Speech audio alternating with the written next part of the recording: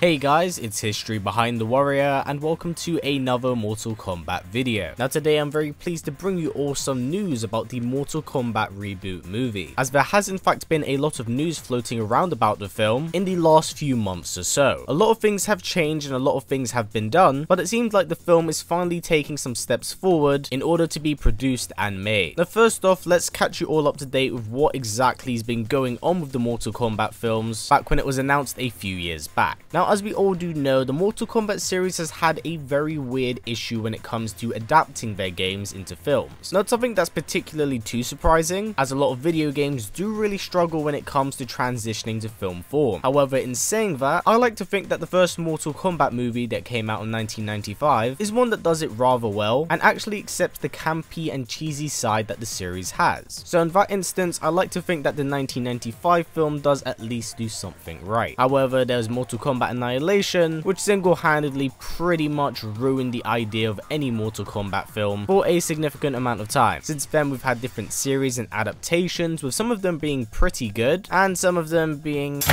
So overall, it has been a mixed bag. So understandably, back in 2011, when fans actually heard that New Line Cinema and Warner Brothers would be coming together in order to make a Mortal Kombat movie, people were understandably very excited. At that point, they hadn't had a proper Mortal Kombat film in about 14 or so years. So instantly, there's hype for it and expectation. But despite the announcement, the film would more or less be caught in somewhat development hell, passing from person to person and eventually ending up in some weird kind of limbo. At least that is up until 2015, where we caught word that in fact James Wan would be the one to produce the project, which by all intents and purposes is a very good step in the right direction. For those of you unfamiliar with James Wan's work, he helped put together the original Saw film, as he was the writer and director, and in the last 9 years or so, was able to put together the Conjuring and Insidious series. So Wan is known for his work in the horror genre. So from these credentials alone, we could have seen a rather grim and gritty version of the Mortal Kombat universe on the big screen. But unfortunately, this wasn't actually meant to be. As you see at the end of 2018, Wan unfortunately had to pull out as producer, as Wan at the current time is working on a number of different projects. And seeing as nothing really happened with the Mortal Kombat movie for quite a long time now since he signed on back in 2015, it seemed rather understandable to believe that the project may be dead. I'm using that in air quotes, by the way. But alas, we finally caught some word about what exactly is going on with the movie now. Courtesy of Mr. Greg Russo, the writer for the reboot Mortal Kombat movie, it looks like a script is finally being put together. Now I know this might be a news update, but I also want to all let you know that Greg Russo himself is in fact a long-time fan of the Mortal Kombat series. He's adored it for many